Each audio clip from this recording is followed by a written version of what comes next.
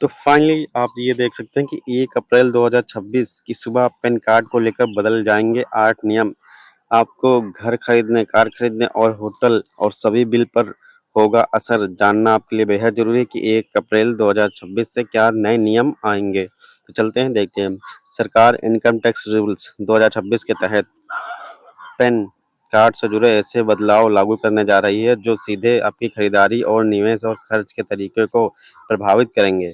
1 अप्रैल 2026 से लागू होने वाला ये नियम सिर्फ बदलाव नहीं बल्कि सिस्टम शिफ्ट है। सरकार का मैसेज साफ है, छोटे खर्च आसान, बड़े खर्च पारदर्शी हैं। ठीक है, तो आज के नियम क्या है 1 अप्रैल से 2026 से लगने वाले, देखते हैं।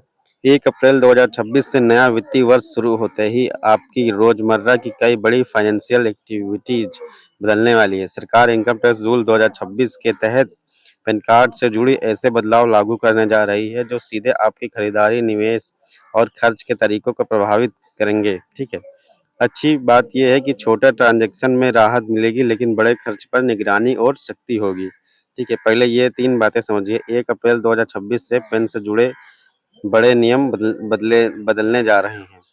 छोटे खर्च में राहत, बड़े ट्रांजैक्शन पर सख्ती, गाड़ी, घर, गाड़ी, होटल बिल हर जगह दिखेगा असर। ठीक है, पैन नियम क्यों बदल जा रहे हैं? सरकार का फोकस साफ है।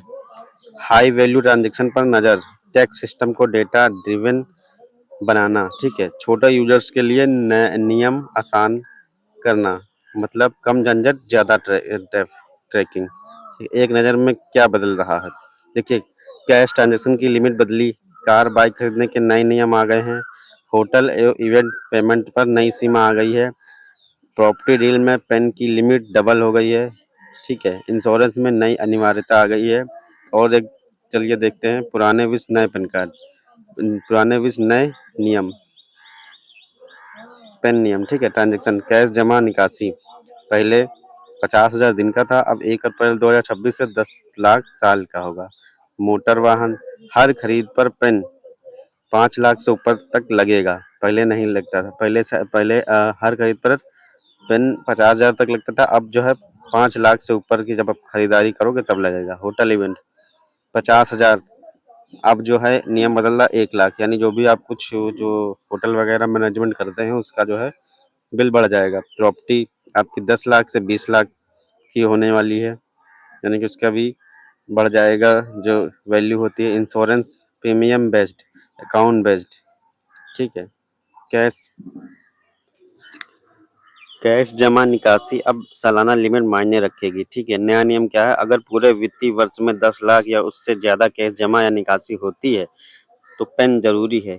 ठीक है, पहले 50,000 रोजाना पर पेन था। ठीक है, अब क्या बदला है, रोज रोज पेन देने की जरूरत खत्म, साल भर का कुल ट्रांजैक्शन अहम होगा।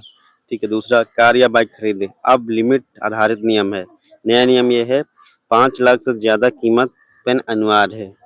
5 लाख से ज्यादा अगर कीमत की कोई चीज खरीदते हैं तो आपका पेन अनिवार्य है, पहले 50,000 पे था। पहले हर गाड़ी पर पेन जरूरी था। फायदा, छोटे खरीदारों को राहत मिलेगी इससे। और तीसरा, होटल रेस्टोरेंट इवेंट लिमिट दोगुनी, नया नियम। 1 लाख से ज़्यादा बिल, अगर 1 लाख से ज़्यादा इवेंट वगैरह या होटल का बिल होगा तो उसमें पेन जरूरी है। पहले 50,000 पर ही पेन लगता था। ठीक है, अब मतलब शादी पार्टी बड़े इवेंट में असर भी दिखेगा। ठीक है, प्रॉपर्टी डील सबसे बड़ा बदलाव। ठीक है, नया नियम क्या है, 20 लाख से ज़्यादा वैल्यू वाले प्रॉपर्टी पर भी पैन कार्ड अनिवार्य है, पहले 10 लाख पर था। असर, रियल एस्टेट ट्रांजैक्शन ज़्यादा ट्रैक होंगे, टैक्स चोरी पर लगाम। ठीक है, इंश्योरेंस अब अकाउंट बेस्ड नियम। नया नियम क्या है, इंश्योरेंस कंपनी से रिलेशन शुरू करते ही पेन जरूरी है। ठीक है, पहले 50,000 प्रीमियम पर पेन लगता था, मतलब अब हर पॉलिसी ट्रैक होगी। किसे फायदा किसे नुकसान, कैटेगरी, सैलरी क्लास, छोटे ट्रांजैक्शन में राहत होगा इससे। मिडिल क्लास खरीदार, अब कम झंझट होगा। डिजिटल यूजर्स फायदा, हाई कैश यूजर्स सख्ती होगी। रियल एस्टेट निवेश ज़्यादा निगरानी। आपके लिए इसका क्या मतलब है, अब पेन सिर्फ डॉक्यूमेंट नहीं आपकी फाइनेंशियल पहचान है। छोटे खर्च में राहत, बड़े ट्रांजैक्शन पूरी तरह ट्रैक, कैश इस्तेमाल सीमित करना पड़ेगा। ठीक है, आगे आपको क्या करना है, पेन आधार लिंक चेक कर लें, पेन एक्टिव है या नहीं एक्टिव है। बड़े खर्च से पहले लिमिट समझे कैश की जगह डिजिटल पेमेंट अपनाएं। ठीक है।